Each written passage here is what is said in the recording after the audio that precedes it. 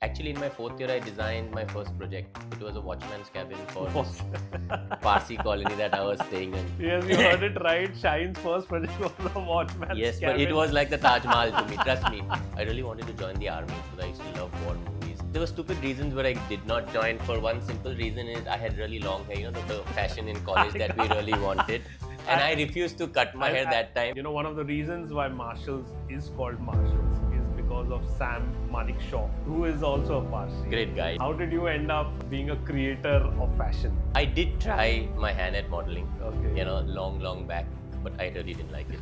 I found it a very fake world. What excites you more? I think as a company, we don't want to be stereotype one, means doing only show flats. So we did a lot of show flats when we started, but that makes it repetitive and makes you bored after a point. So as a company, we take up anything that is challenging, whether it's a 600 square foot apartment or a 60,000 square foot apartment. There was a very different mindset I used to work through, and then we realized in COVID that it's not manpower that is required, it's smart working that is required. We as owners want to change everything around us, but not change ourselves. What's your guilty pleasure in design? That's the tough one because we don't have a signature, but I love whites. Chandeliers or recessed lighting? Recessed lighting. Vintage or modern? Vintage. We want to be called as a boutique firm. We don't want to be called as a run-of-the-mill firm because every project that we do, that's why we can give that much energy and creativity. Otherwise, after a point, you'll be picking up from Pinterest putting because there's a lack of time. So welcome to another episode of Marshalls Presents Connecting the Dots Season 2. Today we have Shahen Mistry with us, who's not only a superb architect but a very good friend as well as a fellow sports person. So Shahen, welcome to Connecting the Dots Season 2. After the fun we had in Season 1, we had to bring you back for Season 2, and of course as an individual so that we get to hear more from you. Thank you, Karan. It's always been a pleasure. Season 1 was fab, so really looking out for something even more fun and exciting to be on. So really looking forward. Okay, so let me start with the question, with the personal question that such a smart, handsome hunk. What is he doing in architectural field? How did you end up becoming an architect? Because handsome Parsi hunks can be found in film industry, fashion. How did you end up being a creator of fashion? Oh, it's a long story, but it'll be fun to kind of run you through it. I did try my hand at modeling, Okay. you know, long back, but I really didn't like it. I found it a very fake world. Okay. Which year was this? Maybe 98, 99. So this was just out of 2000. college or during college? Just out of school and probably in college. Okay. In Rachnas. Okay. But honestly, I didn't like it. But I've always been a creative person, love to do things my way. And architecture also didn't happen because I wanted to. It happened by chance because the other professions actually went out. Okay. So, for example, I remember I really wanted to join the army because I used to love war movies. Wow. And this is a new thing. Yeah. So before you continue, one of the reasons why Marshalls is called Marshalls is because of Sam Manik Shaw. Oh, Marshalls, who is also a Parsi. great guy, yes. And my father, this was, I think, the China War. And when dad was starting the company, he wanted that discipline, the strength. And that's why so many people ask us why the name Marshall. So the real reason why the name Marshall is coming is because of Sam Manik Shaw. That's the first time I'm hearing this. I would have never guessed that. Even I couldn't. But my kaka was a colonel. Okay. So, hearing his fascinating stories about the wars where he actually faced there. He was a radio officer in this thing on the signal line. And I used to get fascinated. But there were stupid reasons where I did not join. For one simple reason is I had really long hair. The fashion in college that we really wanted. And I refused to cut my hair that time. You should send us a photo of this so that we can add it to the podcast. I will. It's funny though. But that's why army went off. And you didn't want to cut for the army. That phase was impossible. It was, that exciting long hair phase that you have. Doctor, of course, was out because I would have fainted looking at my own blood. I knew I didn't like anything to do mugging, like law, a lot of engineering, theory. That's not my kind. I was more of the creative side. Merchant Navy went out because 6 months on sea, and I love sports, so I could not do that. So these are actual reasons I gave my mom where the fields actually got disconnected. And then I remember there was this one talk. We had this holiday program after our 10th standard for Parsis. And there was this architect from Talati Pantaki who had actually given us a talk on what architecture was. Okay. And that kind of excited me, and I said, let me give it a try. And of course, that time you had only engineering, architecture, doctor, and law, these four major branches, out of which the three were anyway diluted for me. So I gave a chance, I gave the exam. But even architecture was not something which was a big fad in the No, late it was not. It 90s. was the fourth option. So Mhm. they have doctor, engineering, and baki jo bhi tha wo second phase tha. And Okay. anyway, doctor and engineer was out by default. And I gave my exam at JJI. That time it was a centralized exam, and I remember getting a college in Hire. Though I had come some 108 out of 5,000 people, Okay. I said I'm not going that far. And then I heard of Rachna Sansar, and I gave my entrance exam there, and I got in there. Okay. And I said, I'll start. And the minute I started it, that first year, I knew this is what I wanted. So this was after your 12th grade, I Yes, assume. yes, after 12. And that was the 5-year Yes, 5-year full course. architecture And course. the minute I started enjoying it, and then it was kind of no looking back. And I remember our first year was even more adventurous because we were the last diploma batch in Rachna, Okay. and we wanted to change it to a degree. Hmm. So half my first year was on a strike. Okay. We all used to come at 7 o'clock in the morning, the whole college assemble at the amphitheater and do nothing. Okay. And then we got converted to a degree. And the drawback was if anyone failed from my batch, had to leave college because the next was a degree batch. So that was another challenge. Okay. But it was fun. I mean, So you mean to say it was your batch which converted? yes, the diploma to a degree. So but it would have been a real achievement, and at the same time, for making institution change. Yes. Would have been a it big was one thrill. hell of an experience for a first year, right? Whether I was actually thinking, what am I doing here? Okay. But I think it was fun. I think that changed my perception. And then, of course, and that one fear I had being an architect, I used to tell my mom, I was always fearing that after a point there would be no land left to build. Hmm. You know, how much can so many architects around the world? There's no space. Hmm. But then I think that's a long way off. We have enough space right now in my generation, so I was safe. So tell me about your family life because it's always interesting to listen about Parsi families. What was your lineage or what was your family background which So- propelled you, which finally made you come into this field as well, or whether that had no role to play? So, no, that had no role to play, but my family and my mother's family are all geniuses, to be honest. Okay. So my mother has three brothers. One was a cardiac surgeon, one's a soil engineer, and the other is a physicist in Hawaii. Okay. My mom's a physics teacher. Okay. Dad had three brothers and a sister. Dad himself was a physics principal at Xavier's. His brother is in the US, who actually won a Nobel laureate for some atomic physics thing. His other brother was a colonel, and his younger sister was a musician. Okay. So the Mistry family kind of had the Varied- entire varied, profession, and I varied. think architect was the only one missing. Missing. But that was not because I took it because of that, but it just happened by default. And I could also say that I was the first generation who actually started as a business owner. Hmm. Everyone because was these were more all employed professionals, and yeah. doing things. So it was a difficult task where people were worried, my mom especially, how are you going to start? And I've never worked under anyone. Hmm. I started my practice the day I graduated. I was actually going into Yes. So get we into can that. get into that a little later. Uh-huh. But that's how the whole thing happened. And I don't think it was anyway related to any profession. But I'm happy that one extra profession kind of completed the Mistry family. So, and like you just wanted to touch on that fact that immediately out of college started your own firm. That's a very big decision because when I meet and speak to so many architects and interior designers, so many started, incurred lots of losses, and they stopped. Then joined Firms other again. firms, learned, got an experience, and then went back to owning bigger business. Because being an independent profession, it's not just about creativity, but it also means you are a business development guy. It also means you are an admin guy. It also means you All are in an one. HR guy. All in one. All Accounts. in one, and somebody who is coming from a creative field where you obviously, when you learn architecture, you learn about the creative part of business, which is the most crucial part. True. But you don't learn about running a business. So how did this? And so you are one of those rare breeds who started and who And is still continuing. and who is very successful. So how touch did wood this for that. all happen, and what's been your experiencing or your experience in doing all this? So the reason I started first on my own was when I graduated. Of course, there were not many companies as there today, and there were the few big names that were there. And I used to talk to our seniors, how is it what are you all doing? And most of the answers we got were we're still as draftsmen or taking tracing papers from one role to another, or senior associate ne draft karne ko bola, we are just drafting that. So the creativity was absolutely zero for the next 2 or 3 years as a junior.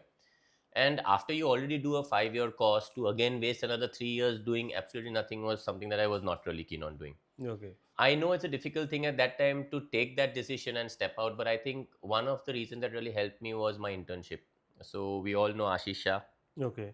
He was a senior of mine, and I used to look up to him at that time for his creativity and do in art. So he, me, and Ankur Khosla, in fact, three of us, I joined them where they were just starting up their company.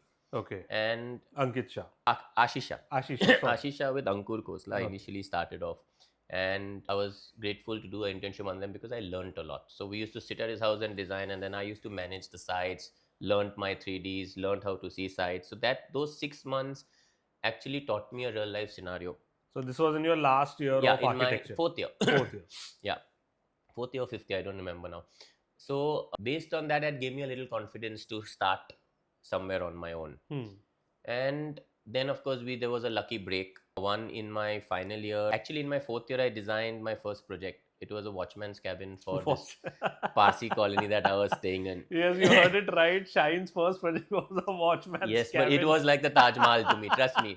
First two... What was the square feet area of that? 25 square feet? 36 square feet, 6 by 6 or even lesser. Okay. But the challenge was not designing that. The challenge was to convince 10 elderly Parsi gentlemen on that board to like that design. For a watchman. Yes, because our colony is a 100-year-old colony. And whatever you put in there, you're going to get brickbats thrown at you. But to get at least a majority vote there gave me that first step that, okay, convincing a clientele is not as difficult. Okay. And I remember every day coming and entering the gate and looking at that watchman camera, I could not stop smiling. It's like that first small thing that you've really designed. And is it still there? Yes. But it's quite messed up right now with everyone's inputs. But I remember... But how did you convince those 10 Parsi old uncles to hire you? That probably I was the only architect in the colony that day. And they said, okay, we are going to try out. But I remember there was this, we had the beautiful landscape and I'd given a glass floor inside the cabin to give that watchman or the person. And that guy, one uncle tells me, okay, why do you have to do so much? Why is there a glass floor? I said, he's also a human being. Yeah? I mean, let him also feel good. He's safeguarding your colony. Yeah. So, of course, we managed to take that out for budget issues. But I think everything else then to blend it with those stone buildings, that colonial era, the style. So, it kind of fitted very nice. It was not just a block design. So, that gave me confidence. And then I remember in my final year, one of my neighbors, friend in Mahim, it was a 1 BHK house where she asked me, can you do up the house? Okay. I said, yes, but I don't have any experience. I gave him the designs and he said, I want you to execute it. I said, I have no knowledge, but he said, no, we'll figure it out. And I remember my fees was also some 14,000 that time for that 1 BHK. Okay. And we designed it, and I remember him actually paying me 4,000 rupees more. Okay. Like he was so happy. Yeah, so I think these small experiences kind of motivate you to push yourself to do more. And very important, the opportunities that you get, you need to grab them. That's what I think, where you asked me, people start and then they go back. I think is they must have got those opportunities, but not having the patience and the energy to push forward and get them.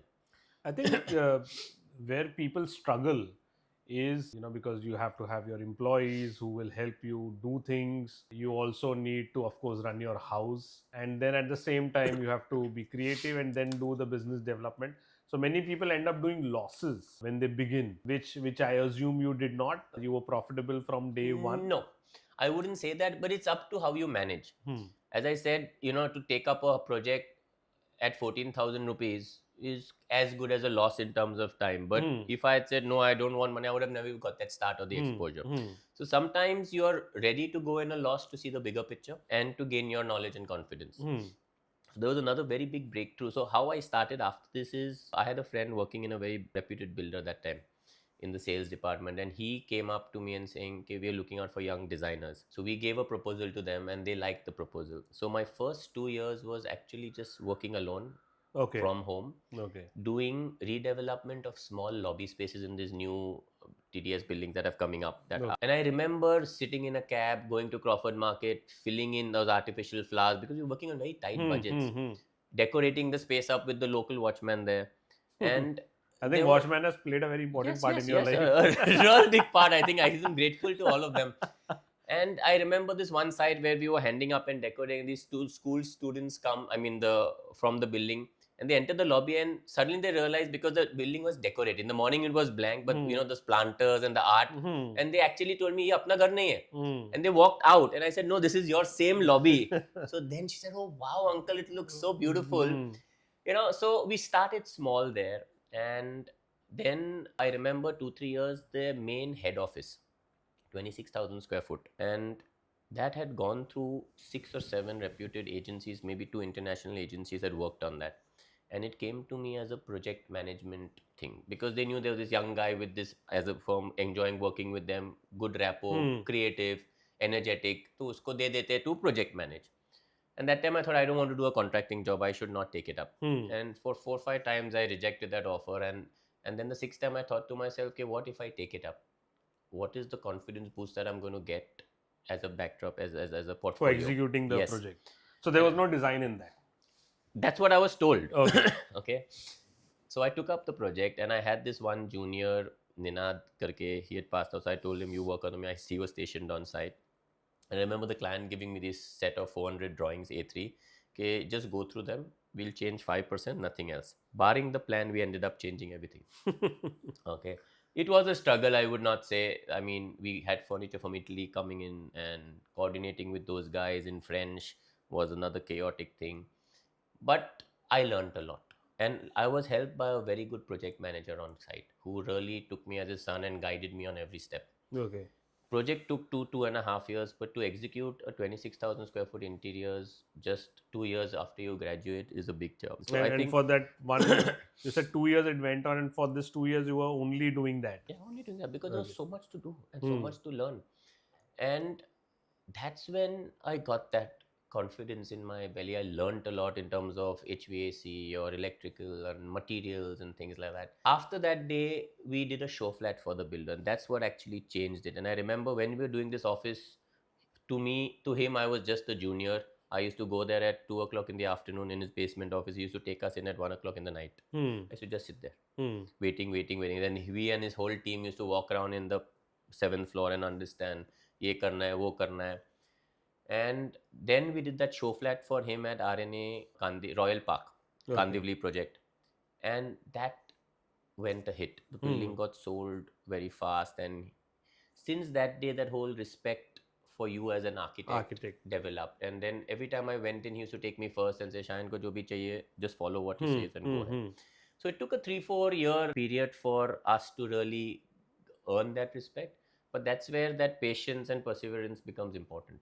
So I could have walked off with the ridicule comments he gave me, but I knew what I wanted and what the bigger goal was. So those 4-5 years initially, you could say, were difficult times, not necessarily monetary good, but the amount of manpower I spent looking at it. But they are because of what I am here today. So this was all in individual capacity that All you were individual, doing. except one person Okay. with me. So, having parents who were coming from service line, like you said, your mom was also a professor and so was your father. For them actually to understand that their kid is going to get into business would be a very difficult thing to gulp down sometimes, because, they've been used to that, of income being a steady kind of income, and then to see their kid venture out into business. Was that a difficult thing for them, or were they very supportive for No, you they were. from So the beginning? I would give a lot of credit to them for what I am today, because they have molded me that way.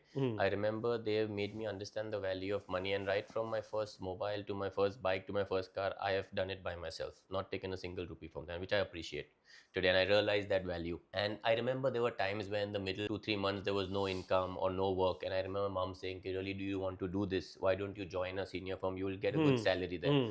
But I was very clear, no, this is what I want. I had a vision of my own office with my own team of passionate people. I'm not going to backtrack. There may be 3-4 months, and I used to find creative ways of using them at that time. So there was not a lot of expense on my head anyway. I had this one junior, then by that time in my house I'd made that balcony a little workspace. Okay. Yeah, but then I had to kind of move out because mom said that you need to be home with him or her. You can't let them be alone in the house. And that's when I started looking out for a small space on rent and things like that. So I think they have been very supportive that way. Just they were worried at times, but never a doubt that probably, because I think they've molded me in a way where they know that if I make my mind, I will succeed in whatever I do. Because I heard from my dad, especially when this is back in 1975 when Marshall started, and he himself was by profession he is an engineer, and he was already working in companies who were in the engineering background. And when he decided to venture in the business, I mean, he had a huge fight and Yeah. showdown with his father at that time, who was into a bank, and they were used to that, and they had massive fights just because he didn't want the kid to go into business, because business is all about risks Yes. and things like that. So I think it's great to have family backing doing that. 100%. And so that this I think your firm you started individual was 2005 6 or later? 2003 is when I graduated, but officially you can say 2007 when I had that small setup. Okay. But I used to still do projects before that. So officially you can say 2007. So it's So- almost 18 years, 17 years now.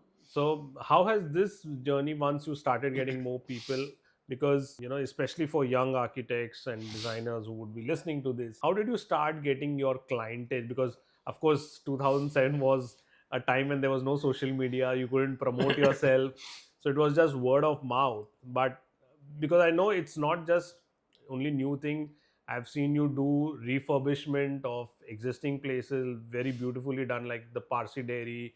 You have done the Gallops Banquet, yeah. banquet again. So you are not only doing new spaces, but also doing Restoration and of the old places. How has this journey been? And talk us through, how have you been getting clients all these years? So what happened actually in 2006, I also started teaching at Rachna. Okay. And that helped me create a junior internship crowd. So most of my students started coming and working with me. So Okay. that kind of helped me also, because I knew their wavelengths, they knew what I expected. So I taught almost for 5 years there. Acha. And basic design, first and second year.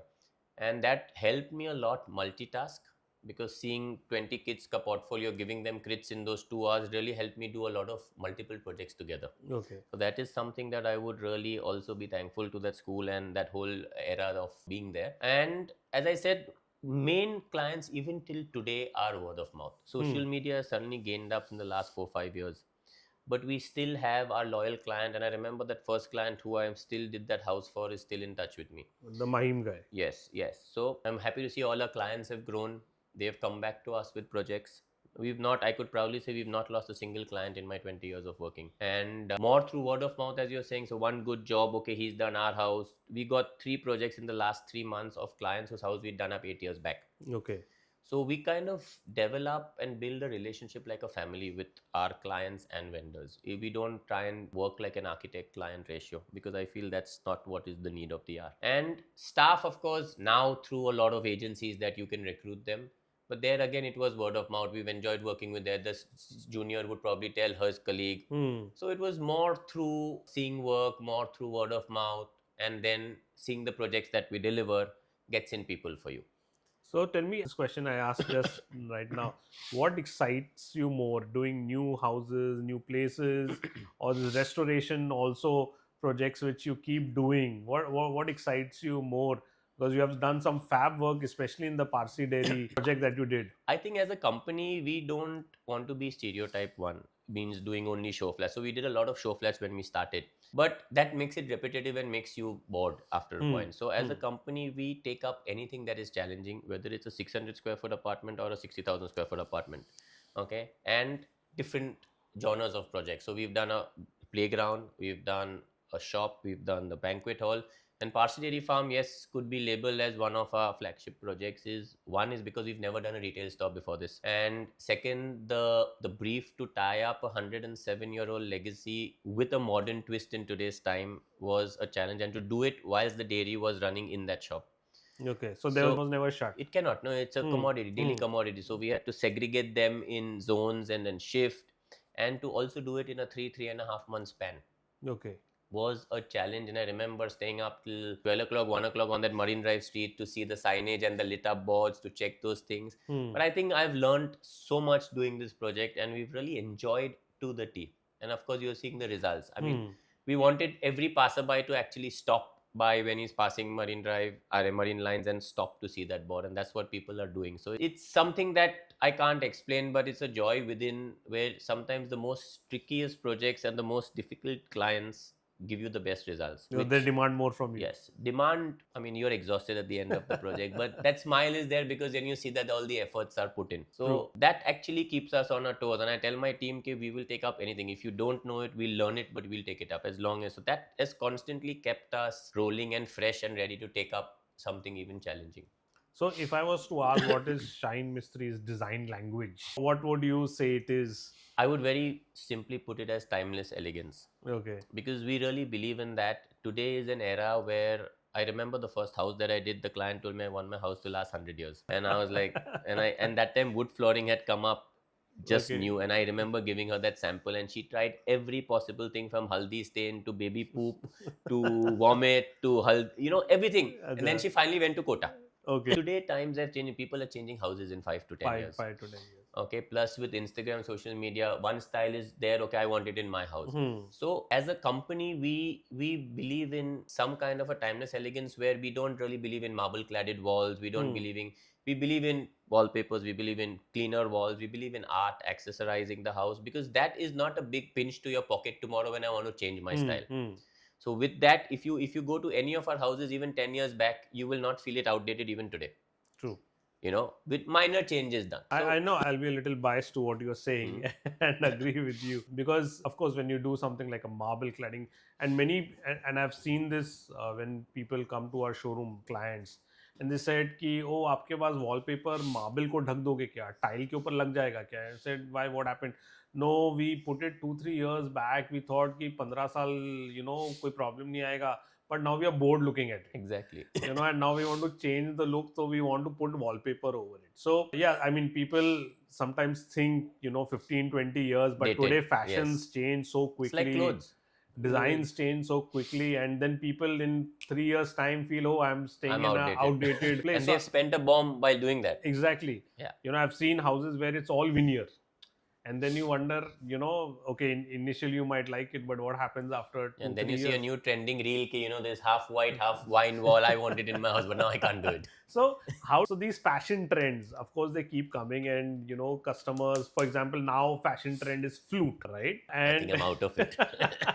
and customers, I'm sure, must be coming to you. Oh, I saw this in Instagram. I'm liking this. Can we put this as part of our? Do you follow these kind of fashion trends, or you tell your customers, listen, we need to keep something which is timeless and for a longer period of time, rather than abhi wo fashion mein hai, and you will only tell me ki why is this here? What is your So I think that's a very good question. See, design is very subjective. And as I said, as a SMA, we don't have a prototype of, that means you will not know that this is an SMA design. Every flat is unique because we believe in designing for the client, not for us. But yes, today Pinterest, Instagram is so easily accessible. But what they don't realize is if they've seen a fluted wall in a 100 square foot wall, to put that in a 10 square foot wall is not possible. So one is educating them. Second is to also make them understand that these trends are only going to keep changing faster and faster. Yes, if we want it, but we take it in our own version and vibe and design the flutes. It's not that wo same wall we ever copy. We take inspiration, but we tweak, we modify, and then we replicate, because every site has its own challenges and every site has its own persona that we need to highlight. Educating the clients more on why this and not this is very important. Okay. That then they start trusting you, because you're hiring a professional to give you guidance. If I have to just pick up and put what they want, then they don't really need me. Then it's an interior contractor and not a designer. So one is to manipulate and maximize the space, and second is to give them the right materials which would kind of help them understand the true value in terms of maintenance, aesthetics and durability, and how it will gel in that space. And tomorrow, if I have to kind of alternate that with this, I can still add on without really changing too much here. So it's finding the right balance, I would say. But do you come across situations where there becomes a big conflict with the client, where they don't want to listen, and do you give in, or does you wear the customer down? No, I never give in. I will never give in if I'm 100% sure that this is going to work. Never. And I will try and convince him somehow. I've learned that knack now. Like a simple example, we did this house in Wadala, Ajmera. Okay. And the builder had given a black floor. Okay. Okay, and the client was very hesitant. Ki first, there's a black floor, and of course, they had a budget. I said, no, we'll work around it. Then So you on, wanted to change the color. You wanted no, to I get. didn't want. Okay, you didn't want. Apart, so it's a different project for us. Beige marble, kitni bar lagao. Hmm. Apart from that, then I gave her a dark grey wall with that black floor, Okay. and she was petrified. She every night she made a small sandwich, calling me up. I don't like this. I was very clear it's going to look good, and then we did the wall, and then that's the only wall she loves in the house. I mean, she's going gaga over it. Hmm. The son's room, he painted the ceiling grey. That also was a task for us. But there are certain bold decisions that you have to first believe in yourself to then put it out. And I think when the client sees that confidence in the designer, they get a little eased out. Okay. Today at India Bulls, we've done a wine powder bathroom with Black Panda, where the ceiling, the walls are all like a beautiful deep wine color. It looks fantastic. I think that's one of the best bathrooms I've done today. Okay. But that made me change my conception. Earlier, the ceiling was white. By mistake, the painter did the wine coat on the ceiling. And I told him, no, I don't want to change it. And it looks so fab. The client also was hesitant, but they are all loving it. So I think sometimes you need to, I used to be a very safe designer before COVID. Okay. Beige, brown. I think that made me tweak my energies also to see color in a very different way. After COVID, I'm a very colorful person. Okay. So I would experiment with greens, with beige. Sage green was my favorite color till last year. Now I think Crimson red. Yeah, now crimson red is going to take over. But if you match the combinations right, and that's what happens. You put that one post on Insta and people see it, and then that reel becomes viral because it's being used smartly. If it's used badly, that same color becomes a no matter how you use it. So it is balancing it correctly with the materials and then actually seeing it come out correctly, and that's what helps you convince the other person to take it forward. So that you're trying to break the monotony of things with adding more color. Shine, like we were talking about your education, you've done architecture, and now you do only interior design works predominantly. Yes. So what has brought that shift or preference, I would say? Would it be you focused yourself more on the interior design or as a working sphere, or it's just that over the years it's been more maybe lucrative to be on the interior part rather than the architecture? Why this conscious decision to be in the interior? So no, field? it is not a conscious decision. It's because when you start off as an architect, when I started, no one's ever going to give a young guy like me a bungalow or a building. So by default, interiors started coming and you don't need really a qualification for that. So that's how interiors took the front seat. But since the last 7-8 years, we are doing a lot of architectural projects, but predominantly bungalows. I prefer doing that because that's where the flexibility in design and creativity is much more than doing a building. So we've done bungalows pan India in Bhopal, Pune, Alibag, Lonavala, and we enjoy because we take the whole thing with the interiors and the architecture. It's like a full thing. Yeah. So there was, of course, I always wanted to do architecture, but because of the constraints at that time, we never got a project. So interiors always had taken the forefront, and then we started creating a niche with our company because it's very easy to come. Your chacha ka room hai, auntie ka room hai, you get them from wherever. Okay. And of course, we started strengthening, understanding how to master that field, which we've kind of done. But of course, there are a few things that constantly update. And architecture lately has been now the forte. So I'm to kind of balance more architectural projects because I really enjoy doing bungalows. Which do you enjoy more, doing the interior part or doing the architectural part? Actually, it's both. I can't really choose. Architecture is more relaxed. It's more energetic. Interiors is a little more taxing because you're getting into every square inch of maximizing space. So there's a lot more input going in.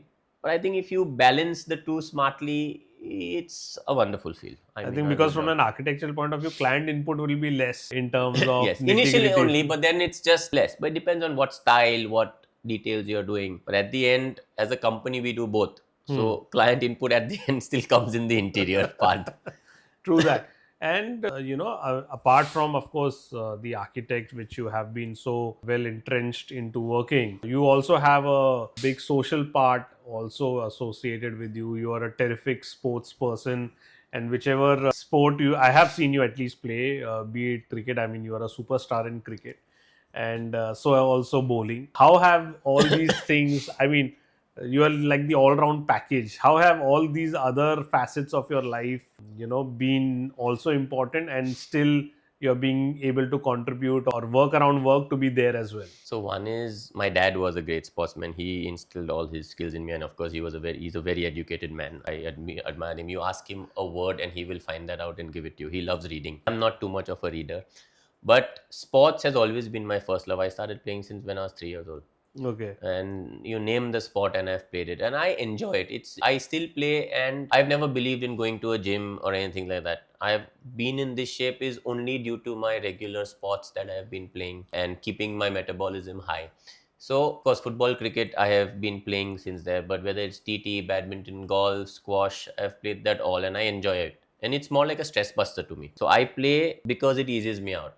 I love painting. I do also a lot of hand Okay. painting. I love that. I've done 3 paintings for my clients. I want to get back into that. Photography is also my hobby and passion, which Okay. started with wildlife, and then I started doing black and white photography to use for my interiors. Now both of them have taken a back seat because of working picking up. But I think sports is something everyone should include in their life, no matter what, because it keeps you, and sports has taught me a lot. Winning, losing, patience, teamwork. That is what has also kind of helped me in my field today as a leader, because I remember I was the captain of my school team, college teams. That is where I could lead a team together and hold a team together. And Yeah, that because is, you get so many characters in a yes, team, and and you know then how to manage them. So that I would say has really helped me today as an entrepreneur and as a business owner to see how best you can keep your team happy, motivate them, push them for success. So they actually have played a hand in glove thing for me to manage and balance both, and that's why I like still doing it and continuing as much as I can.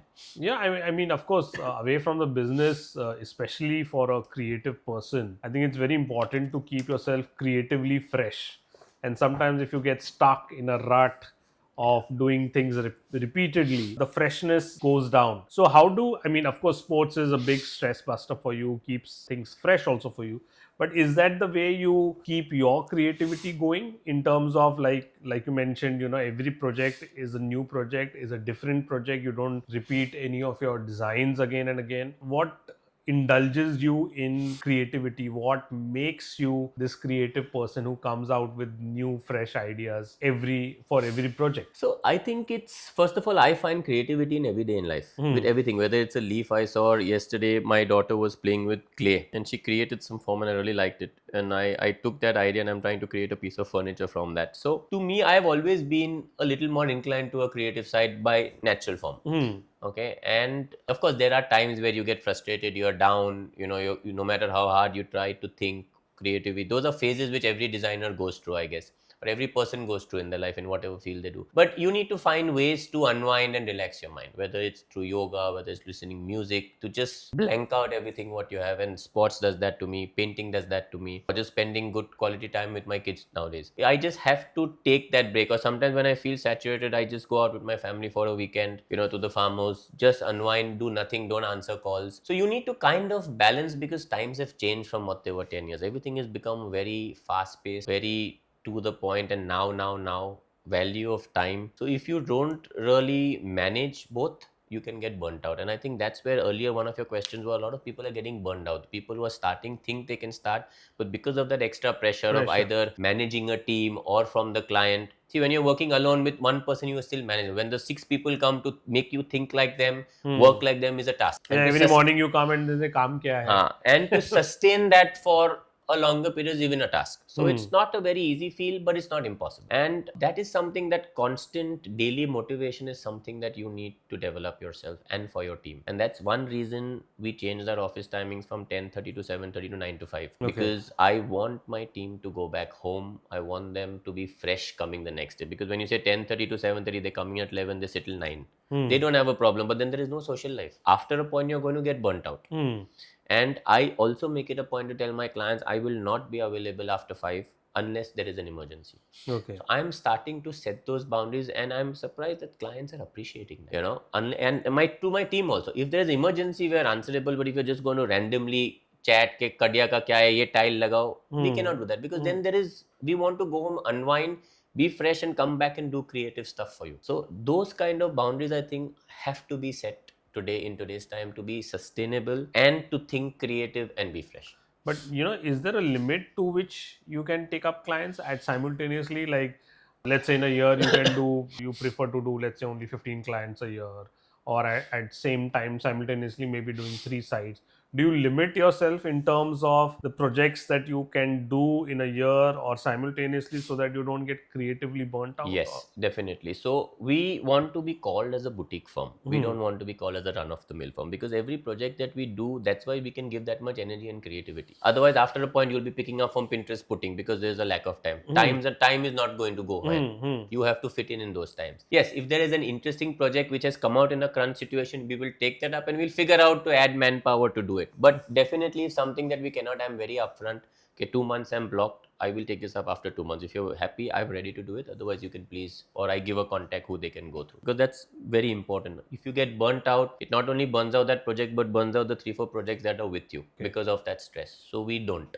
We are very clear. I would earn that much less, but be happy in what I'm earning and doing. And this whole new generation of firms coming in, you have social media, and now the other thing coming in is the AI. How has that, rather, I would say, affected you or helped you, or you're using it, you're still not using it, or clients using it and bringing it to you? Oh, AI is telling me to do this. How has or what is your take on So how the AI is going? I'll be honest with you. When social media started coming in, I used to get stressed from a point, because you started seeing people do so much good work. People are doing this for their team. People are doing that for the team. And as a business owner, everyone, it's very open. And you're forced to, why am I not doing this? And I remember that time I didn't have a branding team with me, and I used to do that, and I used to waste a lot of time and just take too much. Then I just decided I have to stop. Today I have a 30-minute or 40-minute Instagram timer. After that, I shut it off. And I have put a branding team to do that. So I don't even check my Instagram. When the post, I give the details to the branding team, she posts it, and I'm happy with that. So one is because this is something which there is no time bound limit to. Once you're on, it is not good for your health. Your posture goes bad, and you're just constantly on it. I'm on Instagram looking at new vendors where I can connect new materials coming. That's what I look at Instagram, not brainless scrolling. So that is one thing we've kind of incorporated, because that is in, you cannot stay out of it no matter what you want. I mean, helps you find Yes. new products or Yes. ideas. And initially we did not get, but lately, since the last 6 months, because of our presence, we are getting a lot of inquiries from Instagram. Whether they materialize or no is a different thing. But yes, people are seeing to know you, and that's what you want first. AI and new technology, we've not really ventured so yet, because I think it's still very nascent. But I've told my team that this year is all about understanding new technology, understanding systems, and being more creative. So every year we try and set a benchmark for our team. So last year went more in systemizing the process, where I don't need to get involved in so many things. So we've reached maybe 60-70% there. But this year I want more creativity, more hands-on approach, more modeling to do with pieces. And I've told them every 3 months I want one creative piece designed by each one of you. Okay. Whether it's a light, whether it's a handle, whether it's a piece of furniture, and we'll try and collaborate with vendors to get it made. But that way, they also, as designers, feel that we are designing something that we want. And we did a little workshop with clay modeling, so we really found some nice ideas. So I think constantly updating your process of working, keeping your team fresh and you fresh, is the need of the hour, rather than following a stagnant way, because things are changing so fast and people are getting burnt very fast. Yeah, I think changes for better. 100%. And I think keeping yourself updated and fresh, because it trends. Of course, we are in a line which is creative And changing every day. and changing. The creations are so crazy. I mean, let's say 4 years back, we were not manufacturing anything. Now we have 4 machines. We have our own digital printing process, and you see the beautiful wall coverings. And today we tell the architect, it's like आपको सिर्फ अपना वाला color नहीं, आपको अपना वाला design भी मिल जाएगा. Exactly. You dream and it's there. You think of something. Exactly. And it can be done today. What has been, we have this new campaign going on, See Beautiful, Be Beautiful, Badlo. And it's all about badlav, when we talk about wallpapers. What has been that one badlav moment for you in your career? We have of course, we have touched upon various aspects which have been, but which has been like that main point, which was a turning point for you, which completely changed your life? I think changing myself from the long hair to the short. not the physical appearance, but the especially post COVID, is there was a very different mindset I used to work through, and then we realized in COVID that it's not manpower that is required, it's smart working that is required. And most often than not, as we as owners want to change everything around us but not change ourselves, and that's what I took that step. One is to time manage myself. So I did a few courses on time management and delegation, which has really helped me, and kind of keep my team motivated and fresh and balance work life and professional life. Earlier, I used to not do that. My eating timings were haywire. I used to sit till 9 o'clock. I used to enjoy doing that. But then I realized that there is nothing beyond that. I need time for my sports. I need time for my family. I need time to do things that I do at least an hour a day. And when I started doing that, I mean, started saying to restricted tournaments where I could not get burnt out there also, take restricted work and give that good enough time to my kids. I am finding myself in a much more balanced environment And happier zone. and happier. If I am happier, my team is happier. It's a very funny equation, but you come office to office grumpy, it rubs off on everyone. Of course it does. And when you come to office happy, automatically it rubs off. So the whole positivity and the energy is very different in that case. Same for my team. You come tired after the next day, frustrated, abused by the client and the boss, you're not going to work. But you come, okay, great job done, tomorrow we're going to do this, the energy is very different. So I think that change, which I should have done probably 5-6 years earlier, I would have been in a different scenario. So that is, I think, very important for all of us to first change ourselves, and that change automatically rubs on for the good. So I think that has really made a significant change in the last 2 years to the company and myself. I think COVID has been a learning curve for so many people, for us also personally, what we used to do before, what we are doing now. I think it gave us an opportunity to start from zero again, 100%. to refresh yourself, because what was happening before COVID was, it was a simple line you would follow. If it don't change, if it's not broken.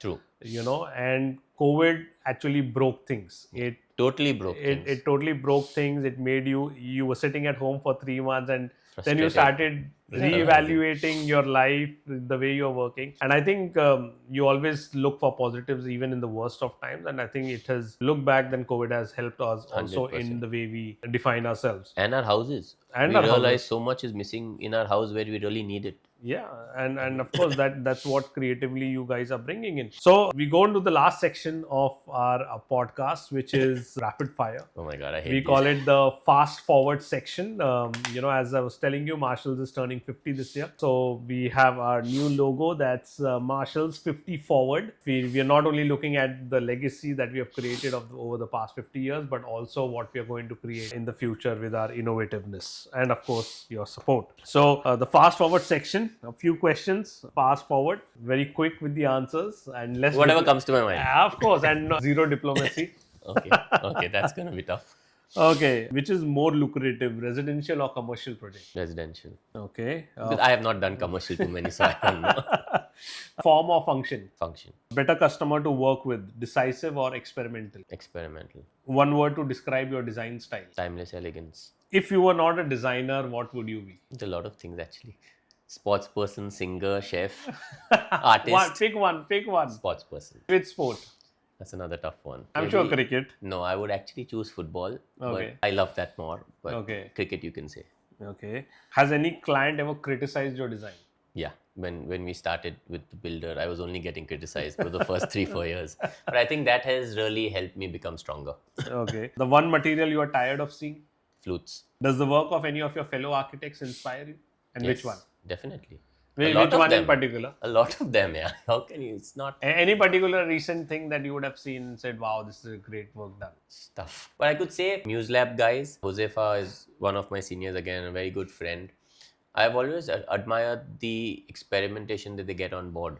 Okay. So it's something different to see. Of course, every architect has their own clientele.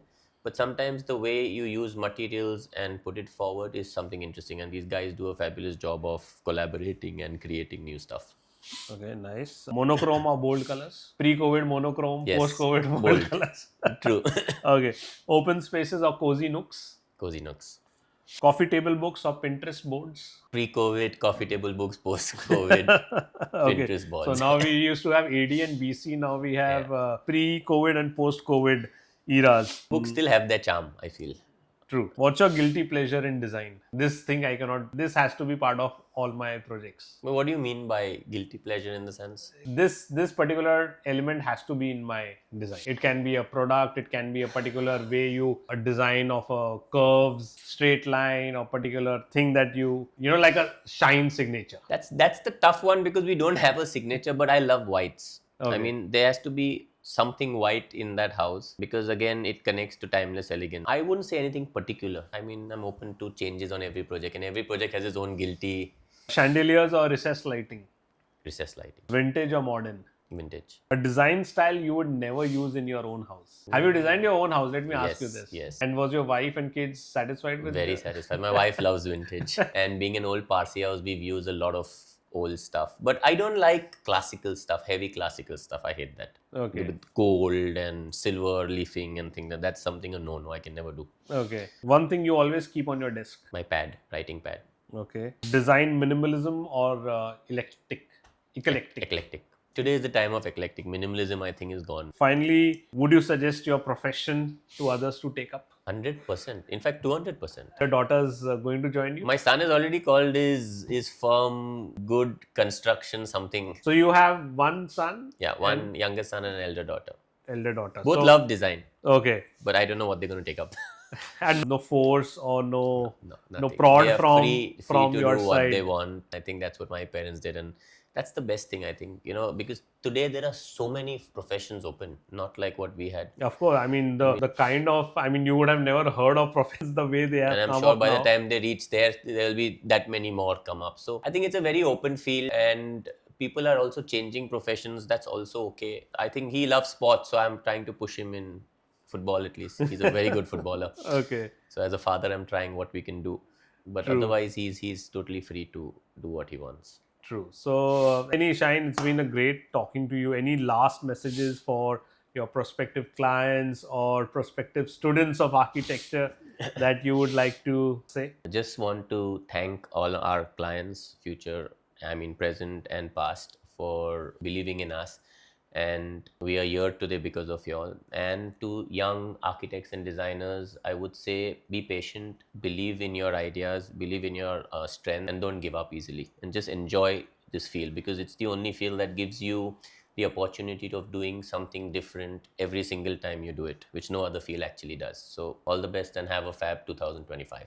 Great. And before we sign off, of course, I would always say that. How's your experience of doing wallpapers in your sites and projects? Your preference? No, it's fantastic. I think Marshalls is one of our top persons to deal with, because one is, Karan, you get a very different sense of warmthness when we deal on things.